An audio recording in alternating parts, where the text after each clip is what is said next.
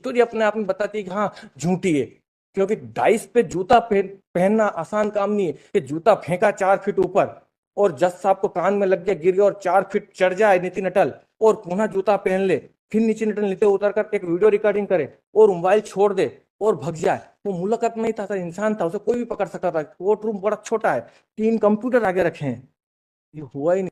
इसमें हम वकील थे नितिन अटल, और जज साहब ने बोला कि दबाव बनाते हैं मेरे कौन बच्चे। वकील है? यही जो नितिन अटल, क्या नाम है?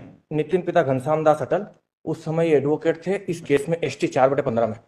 उन 21 जो आज 21 और पिटिशनर भी है, और 29/11/22 की प्रोसीडिंग के दिन आप अपेयर हुए थे नितिन अटल। नहीं, कौन सा ऑर्डर? तो पेज नंबर 27 पर जो है ये 29/11/21 की 22 की प्रोसीडिंग, 29/11/22 की जो प्रोसीडिंग है, पढ़िए उसको।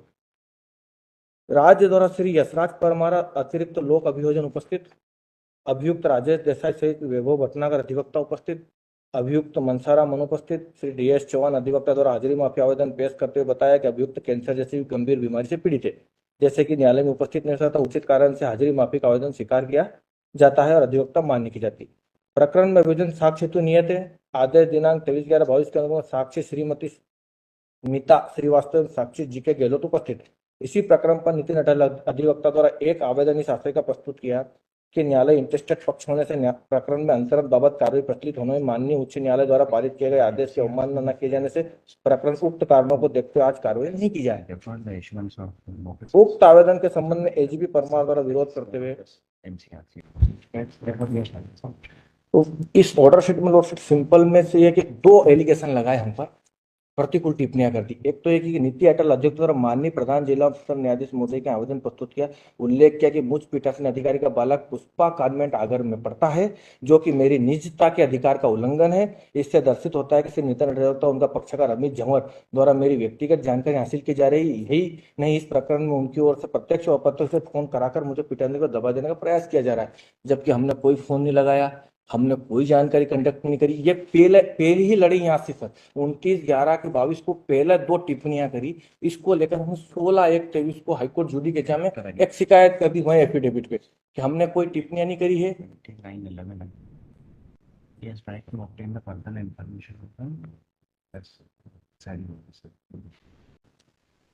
हमने आपने अमित झंवर की ओर से आवेदन पेश किया था जो रिजेक्ट हो गया आपका, उसके बाद आप बार बार ये एप्लीकेशंस पेश कर रहे हैं ट्रायल कोर्ट में, वो रिजेक्ट हो गई है। ट्रायल कोर्ट का ऑब्जर्वेशन है कि आप प्रिसाइडिंग ऑफिसर की पर्सनल इंफॉर्मेशन को कलेक्ट कर रहे हैं।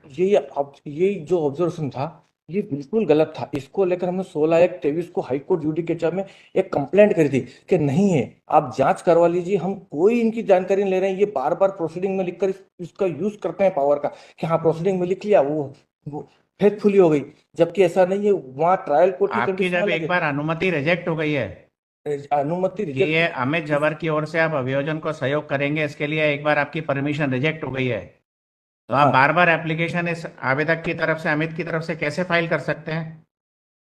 सर ये उस समय की स्थिति अलग थी, लेकिन ये जो पिटीशन थी, how you can file it? सवाल का जवाब दे रहे हो। हाँ हमने सर बार बार फाइल करी, तो बार बार फाइल करने नहीं। आप कैसे फाइल कर सकते हैं एक बार जब रिजेक्ट हो गई एप्लीकेशन, जब आपको परमिशन नहीं मिली कोर्ट से, तो अमित की तरफ से आप उसी कोर्ट में दोबारा से आवेदन कैसे लगा सकते हैं?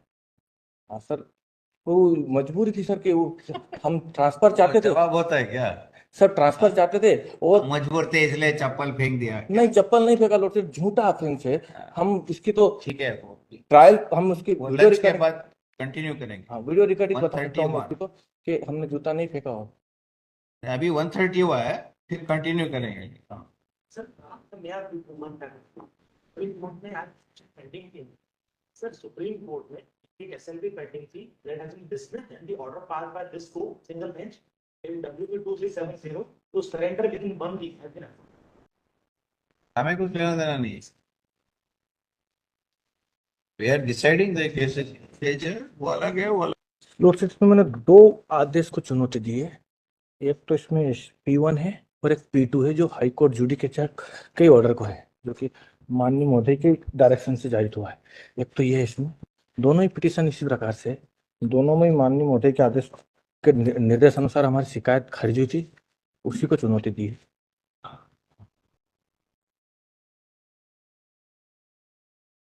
तो पहले सर उस पे P2 या P1, जिस पे P1 पे सुना देता हूँ सर। और सर हमने जो रिलीफ है वो ये मांगा है कि एक तो एडवर्स जो प्रतिकूल टिप्पणियां हमारी ख्याति को भंग करने के लिए की गई है वो विलोपित कर दी जाए और जांच करा ली जाए कि हमने इस प्रकार से ये कृत्य किया कि नहीं किया। कोर्ट ने जो किया तो वो एफिडेविट पे जांच नहीं हुई। एक तो वो जांच चाहते हैं हम कि हमें सुनवाई का अवसर मिले, क्योंकि हमने शिकायत सही की थी, हमने किसी प्रकार से कोर्ट में निंदनीय कारित नहीं किया। और दूसरा, जो हमारे ख्याति के प्रतिकूल टिप्पणियां जारी कर दी जिससे हमारे मौलिक अधिकार भंग हो गए, हम ख्याति से प्रभावित हुए। यही हमें तकलीफ देती बार बार कि आप आज भी यही प्रश्न उद्भूत हुआ कि निरस्त, जबकि हम इसको उत्तर देना चाहता हूँ कि निरस्ती के बाद आवेदन नहीं दिया हमने, वो अलग स्थिति थी। उसकी स्थिति मैं उस ऑर्डर शीट से ही क्लियर कर देता हूँ अगर अनुमति मिले मुझे, कि मैंने डबल आवेदन नहीं दिया है। क्योंकि इसमें ये हुआ था कि एक विटनेस का गिरफ्तारी वारंट निकल गया था जब हम अभियोजन की तब हम असिस्ट कर रहे थे, तब उस समय अभियोजन का हमने उस समय कहा कि गिरफ्तारी वारंट, उस गिरफ्तारी वारंट को लेकर हम उस गिरफ्तारी वारंट को लेकर हम हाईकोर्ट चले गए। हाईकोर्ट ने रिकॉर्ड मंगवा लिया, मांग पत्र जारी कर दिया। हमने कोर्ट को जानकारी मिली है 25 तारीख को कि ऑर्डर कर दिया है पिटीशन में कि आपका रिकॉर्ड बुलवा लिया है और गिरफ्तारी वारंट से हमको नो कर्फ्यू एक्शन कर दिया है। तो कोर्ट ने लिखा भी है इसमें पेज नंबर 29 पे, उसी दिन 25 तारीख के दिन कोर्ट ये लिखती है कि माननीय उच्च न्यायालय द्वारा जब उक्त निर्देश में विचारण न्यायालय का अभिलेख दिए तलब किए जाने हेतु रिक्विजेशन अर्थात मांग पत्र भेजे जाने का निर्देश दिया गया है, उक्त मांग पत्र प्राप्त होने पर अविलंब प्रकरण माननीय उच्च न्यायालय को भेजा जाए। प्रकरण 29 को पेश हो। 29 तारीख के दिन हमने 408 की एप्लीकेशन दी, हमने अभियोजन के असिस्ट की एप्लीकेशन नहीं दी थी, क्योंकि 29 तारीख के दिन यही हुआ। हमने फिर कोर्ट से रिक्वेस्ट की कि साहब जब मांग पत्र आने वाला है और ऊपर बुला लिया जा रहा है तो कार्यवाही रोक दी जाए। तो उन्होंने कहा कि 25 साल पुराना है, 25 साल पुराने के कारण मुझे सुनना है, 2 गवाह आ चुके हैं, 2 गवाह को मैं सुनूंगा। हमें कहा साहब हम आपसे सेटिस्फाई नहीं है अब, क्योंकि अब जज पे नहीं रहा है हमें विश्वास, हम 408 में ट्रांसफर के लिए जा चुके हैं और आप रोक दीजिए। तो 408 की एप्लीकेशन उन्होंने ये फाइंडिंग दे दी कि हम बार बार आवेदन दे रहे हैं, जबकि हम असिस्टेंट के रूप में आवेदन देने नहीं आए थे, हम आवेदन का सपोर्ट ही नहीं कर रहे थे, हम बंद हो गए थे। हम तो कोर्ट को ये जानकारी देने आए थे कि साहब एक तो मांग पत्र भी आ चुका है। यस करिए सर। हाँ सर, उस दिन 408 की एप्लीकेशन फाइल कर दी। टोटली एक कंप्लेंट कर दी 16 जनवरी 2023 को। इसके बाद एक भी कंप्लेंट नहीं करी। हाँ, हमारे जितने केसेस थे सबको हमने ट्रांसफर लगाया डीजे साहब के यहाँ, और डीजे साहब, हाँ, और इसलिए लगाया हमने हाँ,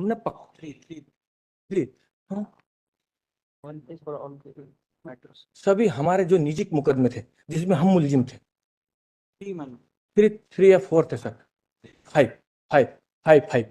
थे सर, कुल 5 मुकदमों को लेकर हमने ट्रांसफर लगाया था, जिसमें एक सिविल सूट था और 4 क्रिमिनल थे। और उनमें सब में हम बाई पार्टी थे, मतलब हमें कुछ में एक्यूज्ड थे, कुछ में हमारे परिवार के थे। कैसा अब हम वकील भी हैं और बाकी सब पक्षकारों के वकील मतलब चल ही रहे थे, जिसमें मैं भी वकील था। कुछ तो हमने दूसरे वकीलों को दे दिया और कुछ चल ही रहे थे। बाकी जो निजी मुकदमे थे वो सब डीजे साहब के यहाँ ट्रांसफर के लिए एप्लीकेशन लगा दी थी। साहब हम यहाँ जाना नहीं चाहते हैं कहीं और किसी भी जज के यहाँ। इसके बाद फिर हम एक हाई कोर्ट चले गए थे एक मुकदमे में कि हाई कोर्ट से ट्रांसफर मांग ले, क्योंकि फिर बाद में हाई कोर्ट ने बोला कि हमने ट्रांसफर कर ही दिए आपके सब केस, तो फिर विड्रा कर लिया हमने। बाकी ये उसके अलावा शिकायत नहीं करी। 16 जनवरी के बाद फिर हमने 18 जनवरी को एक शिकायत करी, तब करी जब एक मामले में, दूसरा मामला था, पक्षकार का मामला था, उसमें जब नितिन अटल स्वयं उपस्थित हुए, और जब उपस्थित हुए तो कोर्ट ने उनके साथ फिर वही कहा, फिर उनका, और 22 तारीख को तो इंसिडेंट हो ही गया। 22 तारीख के दिन तो झूठी घटना बनाई दी, और झूठी इसलिए लोडशीट की अगर उसकी FIR पढ़ने का मुझे अनुमति दी जाए तो मैं उसकी स्टोरी बता दूं कि फेब्रिकेट है, उसकी स्टोरी अपने आप में बताती है कि हाँ झूठी है। क्योंकि डाइस पे जूता पहनना आसान काम नहीं है कि जूता फेंका 4 फीट ऊपर और जज साहब को कान में लग गया, गिर गया और 4 फीट चढ़ जाए नितिन अटल, और पुनः जूता पहन ले, फिर नितिन अटल नीचे उतर कर एक वीडियो रिकॉर्डिंग करे और मोबाइल छोड़ दे और भग जाए। वो मुलाकात नहीं था सर, इंसान था, उसे कोई भी पकड़ सकता था। कोर्ट रूम बड़ा छोटा है, 3 कंप्यूटर आगे रखे हैं, ये हुआ ही नहीं सर। और वो जो रिकॉर्डिंग है जिसका जो एफआईआर में भी है, ये उस रिकॉर्ड में क्लियर है कि नीति दंड ने रिकॉर्डिंग करी, वो अनडिस्प्यूटेड। हाँ हाँ सर। तो इसमें, हाँ, तो सर इसमें 29 तारीख के दिन हमने कोई डबल एप्लीकेशन नहीं दी असिस्टेंट के रूप में। हमने तो 408 की एप्लीकेशन फरियादी ने दी।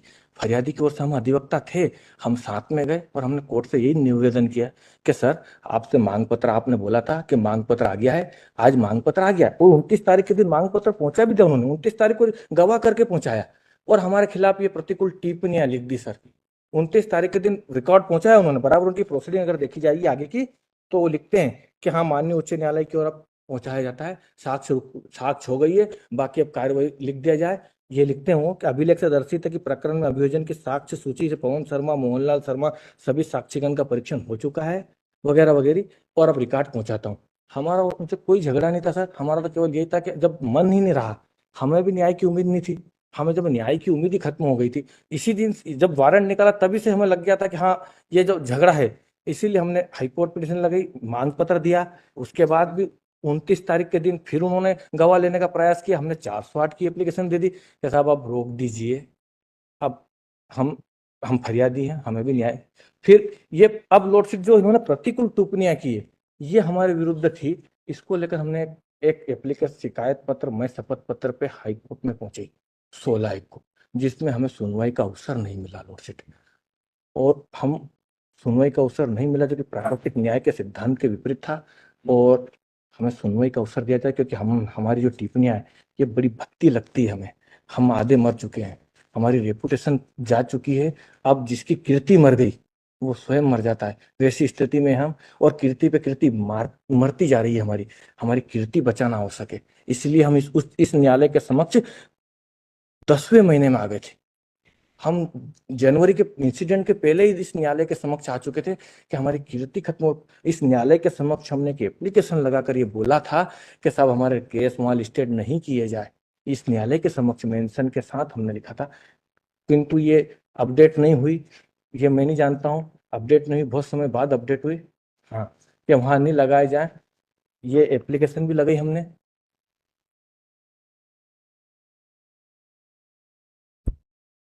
इसमें हमने ये भी लिखा कि एक मामले में तो, और हमने ये भी कहा, और सर प्रतिदिन मैं चश्मदीद हूँ क्योंकि मेरे को भी नोटिस दिया एक केस में। हाँ, जे इसी बात को लेकर हूँ, अलग अलग केस पर इसी, हाँ मिक्स नहीं कर रहा हूँ, इसी केस में ये जो वास्तविकता घटना है सर, कि ये आज लगता है ऐसा कोर्ट को कि हाँ हम गलत हैं, लेकिन कोर्ट को मैं फिर विश्वास दिलाता हूँ, मैं उनका जूनियर हूँ, वो मेरे पिता है, पुत्र धर्म निभाने आया हूँ मैं, क्योंकि मेरे सीनियर है। हम गलत नहीं थे सर, हम प्रतिदिन, वो मेरे सीनियर है इसलिए गुरु हैं, मैं उनको पिता मानता हूँ, तो मैं पुत्र धर्म निभाने आया हूँ यहाँ, कि हम गलत नहीं थे। उनकी तरफ से मैं आर्ग्यू इसीलिए करने आया हूँ सर, नहीं मेरे ऊपर नहीं है सर, इनके ऊपर, ये मेरे सीनियर है, मैं इनका जूनियर रहा हूँ अगर मैं, तो मैं अपना धर्म निभाने आया हूँ सर, कि मैं इसलिए आया हूँ।